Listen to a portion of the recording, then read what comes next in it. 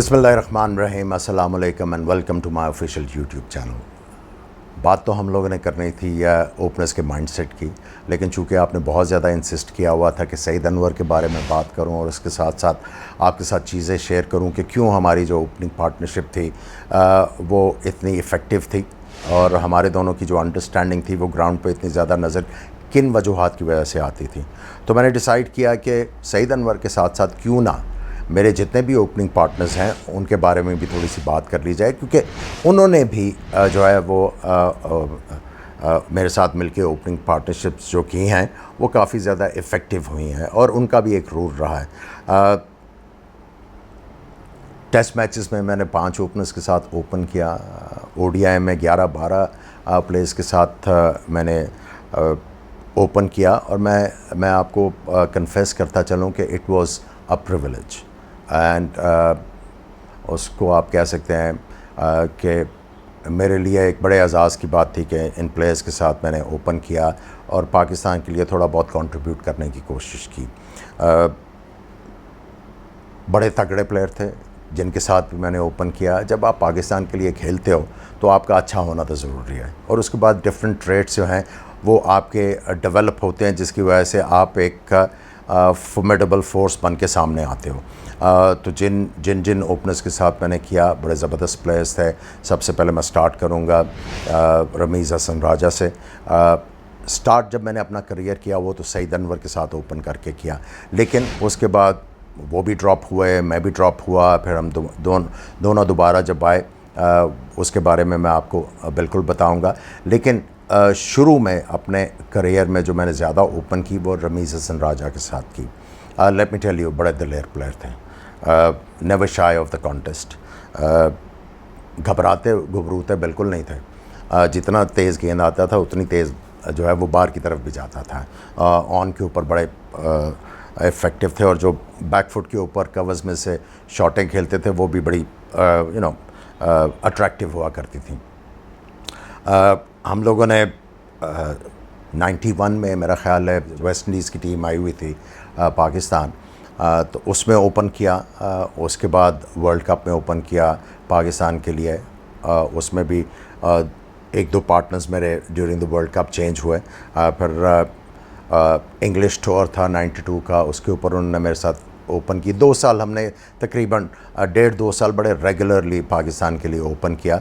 और opening partnership के लिए मेरा ख़्याल है 2 चीज़ें बहुत ज़्यादा ज़रूरी हैं। एक तो प्लेयर के साथ अंडरस्टैंडिंग और फ्रैंकनेस, और उसके बाद दूसरी चीज़ जो है एक दूसरे की गेम का पता होना चाहिए। जब एक दूसरे की गेम का पता होगा आपको तो वो टीम के लिए बहुत ज़्यादा आसान हो जाता है और जो आपकी जॉब इन हैंड है वो भी बहुत ज़्यादा अंडरस्टैंड हो जाता, वो ईजी हो जाती है। सो हमारे लिए अच्छी चीज़ ये थी कि चूँकि हम लोग डोमेस्टिक सीज़न में भी एक दूसरे को देखा हुआ था, इकट्ठे ओपन भी की हुई थी, तो अंडरस्टैंडिंग डेवलप होने में देर नहीं लगी और एक दूसरे की गेम का पता लगने में देर नहीं लगी, जिसकी वजह से काफ़ी जो है वो हम लोग इन्वॉल्व हुए अच्छी पार्टनरशिप्स में। मुझे याद है एक फ़नी वाक़या कि 92 का टूर था, मैनचेस्टर में हम लोग टेस्ट मैच खेल रहे थे। टॉस जीत के बैटिंग की हम लोगों ने, तो पहला जब ओवर स्टार्ट हुआ तो विकेट में फ्रेशनेस थी और गेंद जो है जिप थ्रू कर रहा था। और मुझे याद है पहले ही ओवर में 2-3 गेंद गुड लेंथ से मुझे इतने ऑकवर्डली ऊपर आए कि मुझे उछल के गेंदों को खेलना पड़ा और रमीज़ के भी थाइस के ऊपर जो है 2-3 गेंद लगे। तो मिडल ऑफ द विकेट हम लोग डिस्कशन कर रहे थे, मुझे कहते हैं यार यहाँ पे तो बॉलिंग होनी चाहिए थी, पहले ये किधर फंसा दिया। तो मैंने कहा अब तो फंस गए हैं। तो फिर मुझे कहते हैं अच्छा पर ठीक है, फिर शुरू हो जाते हैं। शुरू हुए, बॉलर्स को टेक ऑन करना शुरू किया, एक अच्छी पार्टनरशिप की। उसके बाद मुझे याद है कि 92 के इंग्लैंड टूर के बाद हम लोग जो थे गए उधर, शारजा का टूर था, वहाँ पे वेस्ट इंडीज़ की टीम थी। शारजा के टूर के बाद जब हम लोग ऑस्ट्रेलिया गए, वहाँ पे वेस्ट इंडीज़ की टीम ट्रायंगुलर सीरीज़ खेल रही थी। फिर साउथ अफ्रीका गए, वहाँ पे वेस्ट इंडीज़ की टीम थी। फिर हम लोगों ने उसके फ़ौरन बाद वेस्ट इंडीज़ का टूर करना था। तो एक मैच में वेस्ट इंडीज़ में खेलते हुए मुझे कहते हैं यार ये तो हमारे पीछे ही पड़ गए हैं, ये तो हमें सुकून का सांस ही नहीं लेने दे रहे। अब तो एक दूसरे की शक्लें देख देख के हम लोग आमिर तंग नहीं आ गए होंगे। मैं कहा रमीज़ भाई क्या करें, अब ये तो भुगतना पड़ेगा। खेलते रहें। और उस सीरीज़ में भी रमीज़ बहुत ज़बरदस्त खेले। 1995 में हम ऑस्ट्रेलिया का टूर कर रहे थे, ब्रिस्बेन में मैच था। तो फॉल ऑन हो गए हम लोग और सलीम अलाई आते आउट हो गए। तो रमीज़ अंदर आए, तो मैं जब उन्होंने मुझे ज्वाइन किया तो मैंने उन्हें कहा कि गेंद थोड़ा सा विकेट जो है छोड़ रही है, गेंद स्किड कर रहा है और इनका बाउंसर जो है वो टाइम नहीं दे रहा, थोड़ा सा छोड़ के खेलिएगा बाउंसर को। तो ग्लेन मैग्रा ने आते ही बाउंसर किया, तो इन्होंने अटैम्प्ट किया, नहीं लगी तो मैं पास किया। तो मैंने जाके कहा कि आराम से, क्या हो गया? तो वो कहता है यार ठहर जा, ये तो मेरा स्कोरिंग शॉट है, अगर इसको मैंने रोक लिया तो फिर मैं करूँगा क्या? अटैक करने दो, अगर इनको अटैक नहीं किया तो ये ले दे जाएंगे। तो वहाँ पे भी अच्छी पार्टनरशिप हुई। उसके बाद मुझे याद है न्यूजीलैंड का टूर हम लोग कर रहे थे, उसके फ़ौरन बाद ऑस्ट्रेलिया के टूर के बाद तो क्राइस्ट चर्च में मैच था। क्राइस्ट चर्च में विकेट जो थी वो घास वाली थी। तो टॉस जीत के बैटिंग कर ली। तो हम लोग बैटिंग जब करने जा रहे थे अंदर, तो मुझे कहते हैं यार यहाँ पे तो बॉलिंग होनी चाहिए थी, ये क्या कर दिया इन्होंने, घास वाली विकेट के ऊपर पहले बैटिंग कर ली है। तो मैंने कहा रमीज़ भाई आपको तो पता है कि हमारे बॉलर्स जो हैं वो अनकम्फर्टेबल हैं, वो थोड़ा सा रिलक्टेंट बॉलर्स हैं घास वाली विकेटों पे बॉलिंग करने के, दे प्रेफर ओल्डर बॉल। तो आपको पता है इसीलिए उन्होंने कहा कि घास थोड़ा सा डेड हो जाएगा, उसके बाद वो चीज़ों को कंट्रोल कर लेंगे, टीम का पर्सपेक्टिव है। तो फिर मुझे कहते हैं फिर हो जाए।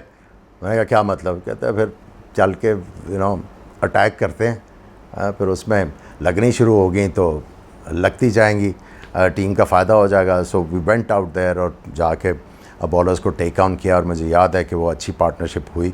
और उस मैच में आई कुड हैव स्कोर्ड और माजिद खान साहब का रिकॉर्ड भी बराबर कर सकता था कि पहले सेशन में सेंचुरी। 88 पे मैं खेल रहा था, मुझे याद है क्रिस गेन से बाउंसर लेकिन मेरा पाँव जो है वो विकेट्स के ऊपर लग गया, जिसकी वजह से मैं हेड विकेट आउट हुआ। उसका अफसोस तो मुझे रहेगा क्योंकि काफ़ी बड़ी अचीवमेंट थी। बहरहाल overall Rameez was a fantastic player, तगड़े प्लेयर, डरते डरते नहीं थे।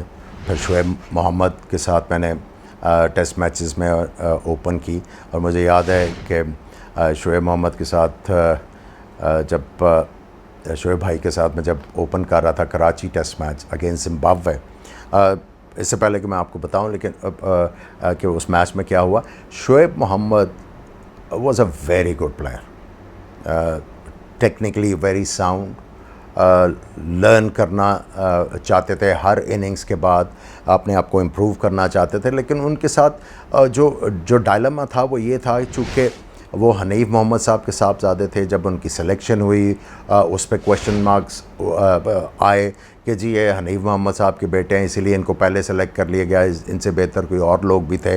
तो वो इस शेल में और वो हमेशा इस प्रेशर में रहे और अपने आप को प्रूव करने के लिए वो बड़ा गेंद को सूंघ सूंघ के खेलते रहे। हालांकि उनमें एबिलिटी थी शॉटें मारने की, लेकिन उन्होंने अपनी जो गेम थी उसको लिमिट किया हुआ था कि नहीं, मैंने प्रूव करना लोगों को कि मैं उनकी वजह से नहीं, अपनी एबिलिटी की वजह से हूँ। और उन्होंने अपने आप को प्रूव भी किया। बड़ा अच्छा उनका रिकॉर्ड है, डबल सेंचुरी उन्होंने टेस्ट मैचेस में की हुई है। बड़े आला फील्डर थे, बॉलिंग भी कर लेते थे। तो हम लोग वो मैच खेल रहे थे कराची में अगेंस्ट जिम्बाब्वे। तो मुझे याद है कि मैंने कुछ कवर ड्राइव्स मारी फास्ट बॉलर्स को, तो मुझे आके कहते हैं आमिर बड़ा मज़ा आ रहा है।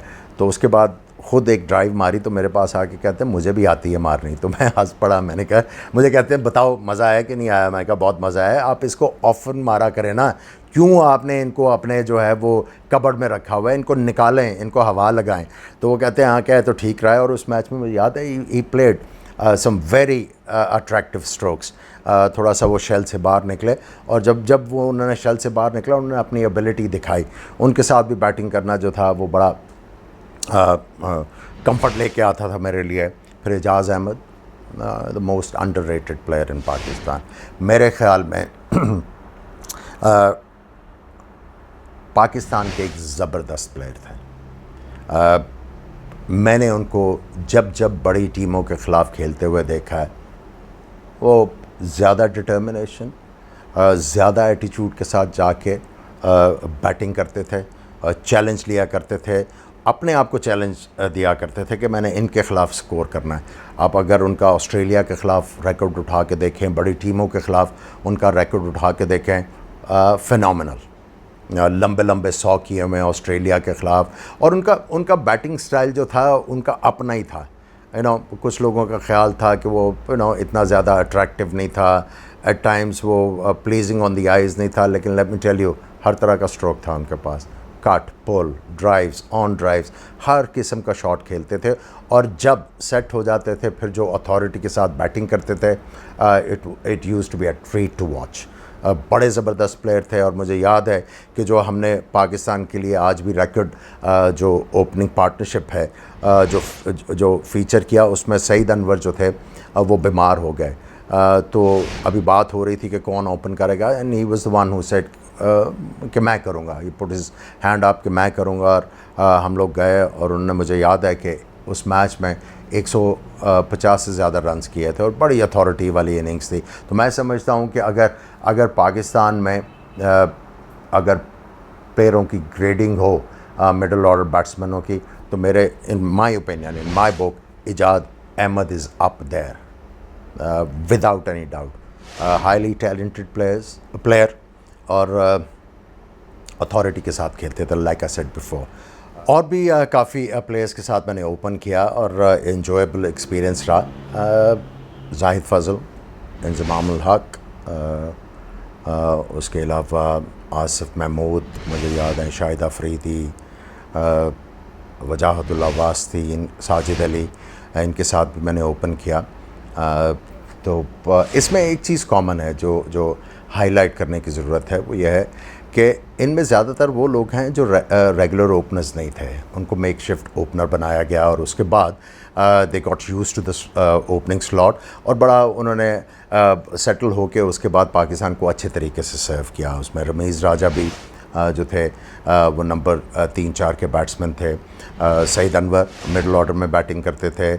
मैं ख़ुद फ़र्स्ट क्लास में जो है वो मिडल ऑर्डर में बैटिंग किया करता था। शाहिद अफरीदी रेगुलर ओपनर नहीं थे। जाहिद फजल ने पाकिस्तान के लिए ओपन किया, वो रेगुलर ओपनर नहीं थे। दैन इंज़माम के साथ भी मैंने ओपन किया, वो भी रेगुलर ओपनर नहीं थे। और ये काफ़ी अरसे से चला आ रहा है। अगर आप माजी में भी देखें, माजिद जहांगीर खान साहब, वो भी रेगुलर ओपनर नहीं थे, लेकिन जब उनसे ओपन करवाई गई वो बड़े अच्छे तरीके से सेटल हुए इस रोल में और उन्होंने बड़े लोगों को इम्प्रेस किया अपनी परफॉर्मेंसेस से। और उनका जो लिमिटेड फुटवर्क था और उसके ऊपर जो क्लासी स्ट्रोक्स मारते थे, बड़ा इम्प्रेस किया पूरी दुनिया को। मोहसिन हसन खान, वो भी रेगुलर ओपनर नहीं थे, उनको भी एलिवेट किया गया, उन्होंने भी बड़ा अच्छा रोल अदा किया। मंसूर अख्तर भी रेगुलर ओपनर नहीं थे। तो ये एक सरप्राइजिंग चीज़ है पाकिस्तान के लिए कि हमारे जो रेगुलर ओपनर्स हैं उनकी लॉन्जिविटी क्यों नहीं है। ये काफ़ी वास्ट सब्जेक्ट है, इसके ऊपर फिर कभी बात करेंगे। तो जाहिद फजल मैं समझता हूँ कि बहुत बड़ा टैलेंट था पाकिस्तान में जिसको हमने ज़ाया किया। मुझे याद है कि जब जो ग्रेट फास्ट बॉलर थे माल्कम मार्शल मुझे मिला करते थे, तो वो जाहिद फजल का हमेशा पूछते थे वो किधर गया वो प्लेयर, इतना टैलेंटेड प्लेयर तुम लोगों ने ज़ाया कर दिया। And he was a huge fan of Zahid Fazal batting. उन्होंने एक दो दफ़ा मेरा ख्याल है पाकिस्तान में जो सीरीज़ हो रही थी उनको बॉलिंग करवाई और जाहिद फजल ने बड़े फ्लैट छक्के सीधे मारे उनको, और वो समझते थे कि बहुत टैलेंटेड प्लेयर है। अनफॉर्चुनेटली जाहिद फजल के साथ ये हुआ कि उनको ओपन भी कराई गई, नंबर 3 पे भी, और डिफरेंट नंबर्स के ऊपर बैटिंग करवा के उनको कंफ्यूज कर दिया। उनको समझ नहीं आ रही थी मेरा रोल क्या है टीम में। तो एक अच्छा टैलेंट हम लोगों ने वेस्ट किया। और मुझे याद है कि ज़हूर अलाई, जिनके साथ मैंने इंटरनेशनल क्रिकेट में ओपन किया, उनमें और जाहिद फजल में एक चीज़ जो थी वो कॉमन थी कि मैंने इन दोनों के साथ रूम भी शेयर किया हुआ टॉस के ऊपर। तो आधी रात के बाद जो है ठक ठक की आवाज़ आया करती थी जब भी इन दोनों के साथ रूम शेयर करता था। और तो जब आंख खुलती थी तो देखता था ये शीशे के सामने खड़े होकर बैटिंग कर रहे हैं। तो मैं इनको कहता था भाई इस टाइम पे कौन बैटिंग करता है, क्या कर रहे हो, क्या करना चाह रहे हो। तो यही कि ज़रा अपने आप को, तो मैं इनको ये समझाता था भाई अगर आप इतना ज़्यादा सोचोगे तो आप और ज़्यादा टेंस होगे, अपने माइंड को फ्री रखो, एक दफ़ा सोच लो कि मैंने क्या करना है अगले दिन जाके और बॉलिंग को किस तरह हैंडल करना है, और उसके बाद जब अंदर जाओ बैटिंग करने तो फिर दोबारा से स्विच ऑन करो। इस तरह आप लोग जो है अपने आप पर टेंशन ज़्यादा लेके आते हो। तो वो मुझे आज भी ठक ठक, जब इन दोनों का नाम याद आता है तो मुझे रात को जो ठक ठक होती थी वो आज भी याद आती है।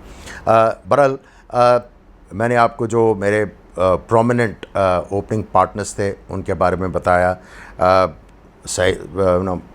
सलीम अलाई भी बड़े ज़बरदस्त प्लेयर थे, डेब्यू के ऊपर सेंचुरी की। अनफॉर्चुनेटली उनका जो करियर था वो इतना अच्छा पैन आउट नहीं हुआ। जिस तरह का उनको अल्लाह ताला ने टैलेंट दिया था वो सही तरह से नर्चर नहीं हो सकता, बट अनफॉर्चुनेटली उनका करियर थोड़ा सा किक ऑफ नहीं कर सका जो होना चाहिए था। और भी प्लेयर्स थे जिनके मैंने साथ ओपन की, बड़े ज़बरदस्त प्लेयर थे, लेकिन अनफॉर्चुनेटली किस्मत ने उनका साथ नहीं दिया। लेकिन जिनके साथ मुझे बैटिंग करने का मज़ा आया, मैंने उनका ज़िक्र आपके सामने किया और उनकी डिफरेंट जो चीज़ें आपके सामने रखी। अब आते हैं सईद अनवर की तरफ। अब जब आप सईद अनवर की बात करते हैं उसके लिए काफ़ी लंबा टाइम चाहिए होगा। हम सईद अनवर के बारे में बताना, फिर हम दोनों जो है जब जाके बैटिंग करते थे, क्रीज़ पे जाते थे, तो इतनी ज़्यादा हम आहंगी आपको क्यों नज़र आती थी, वो सारी चीज़ें आपके साथ शेयर करूँगा, लेकिन अगले एपिसोड में, बिकॉज़ काफ़ी लंबा हो जाएगा। तो आज इसको यहीं पे रोकते हैं। माय ओपनिंग पार्टनर्स को फर्दर करेंगे नेक्स्ट एपिसोड में, and they'll be dedicated to Saeed Anwar. Till then, खुदा हाफिज़। Hopefully you have enjoyed this.